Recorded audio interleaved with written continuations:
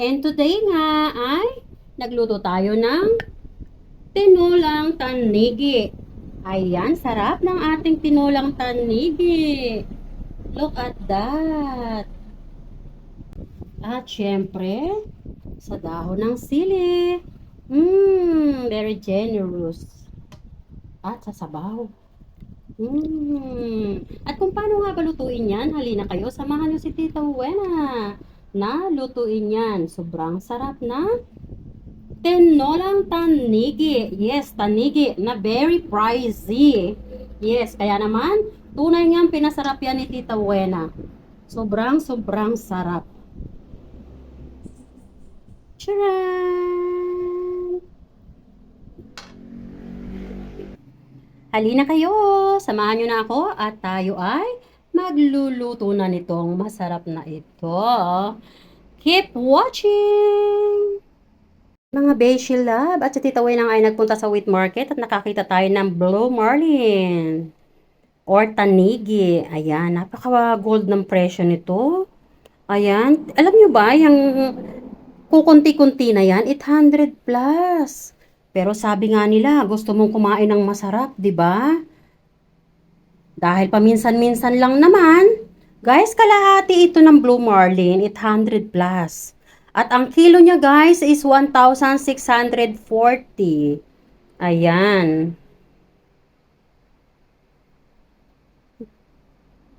Tingnan nyo naman. Pero guys, ang sarap niyan. At yan ay lulutuin nga natin dito sa fresh harvest na dahon ng sili. Ayan. So, ititinula natin yan dyan. Ayan. At yung mga bunga ng sili ay isasama natin. Meron ba? No, nagtatago sila. Lumabas ka na. Nagtatago sila, guys. Syempre, dahil nagtatago sila, ito na lang ihahalo natin. Ayan, green chili at syempre, bawang, sibuyas na puti para matamis. At syempre, luya. Hindi mawawala yan, no? Kaya naman, samahan nyo ako at mamaya ulit ay pakikita ko sa inyo ang kabuunan niyan. Yes. I-prepare lang natin yan, ha? So, ayan mga best. Magsisimula na tayo magluto ng ating tinola na Blue Marlin. Lagay natin ang luya. Medyo generous yung luya natin.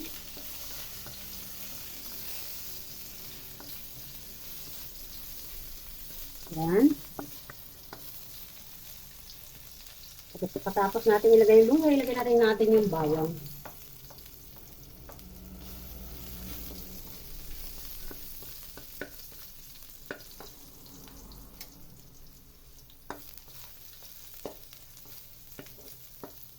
Hayaan lang natin muna na mag-golden brown yung bawang bago natin ilalagay itong ating white onions. Ayan, pwede na natin ilagay ang puting onion. At katulad nga ng minention ko earlier, bakit puting onion ang inilalagay ko? Yes, gusto ko yan kasi yan po ay medyo matamis-tamis. Yes. Plat natin na medyo wider at medyo gusto ko magkaroon ng frying texture yung ating isda. Ayan, so ilagay na natin yung isda.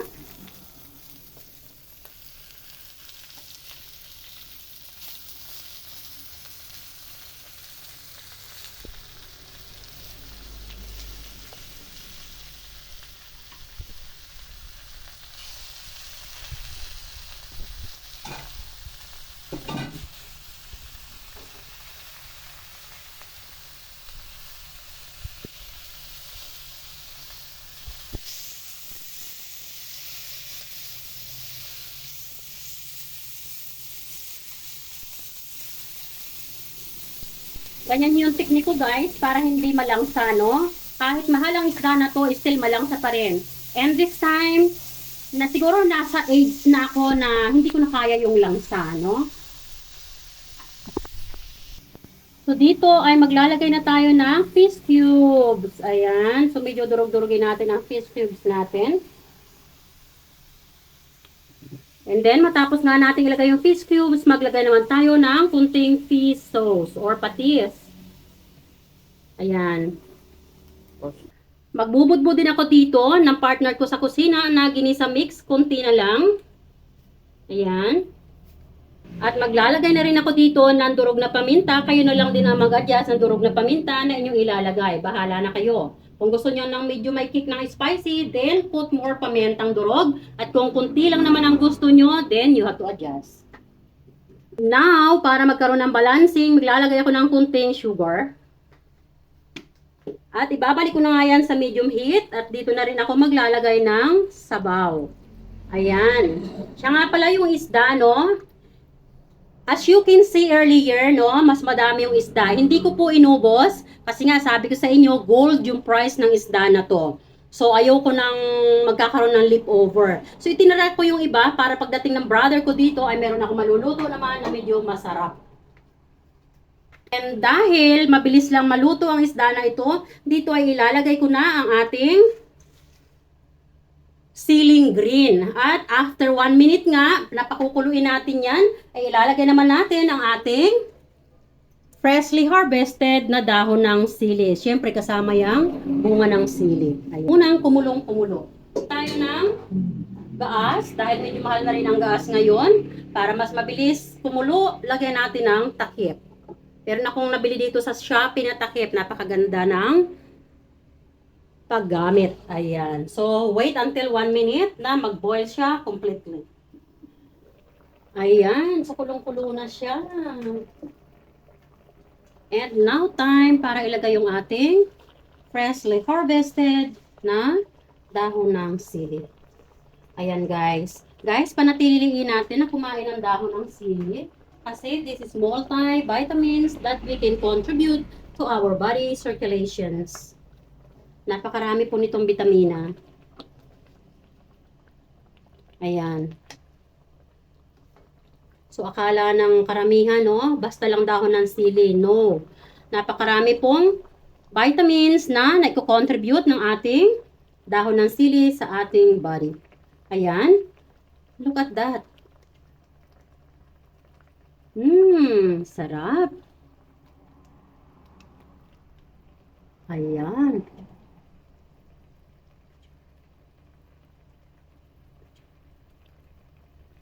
Ayan, tingnan nyo guys. Ito yung ulam na sabaw pa lang. Yabadabado na. Ayan. Halika, tikman na natin. Look at that. Sarap ng ulam natin. Wow. Ayan.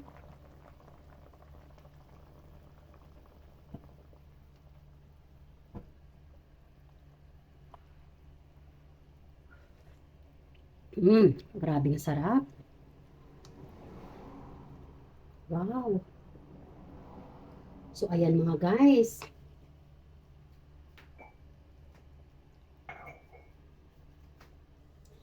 So, ayan mga guys. Salamat na muli sa inyong panunood. And this is Tita Wena always saying, don't forget to keep loving one another. This is so good. So yummy. Look at that. Wow. At may mga maliliit na sili. Delicious. Sabaw pa lang. Talaga naman. Oh, lala. Ayan. So, patay na natin. Ma-overcook ang ating dahon ng sili. Salamat muli sa inyong panonood. And this is Tita Wena always saying, don't forget to keep loving one another. I love you all, guys. God bless. Ayan, meron naman tayong ihatid na masarap na po tayo sa inyong table. From my table to your table. Bye. God bless. Delicious. Wow. Look at that.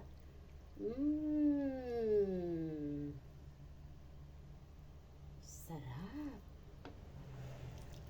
Wow.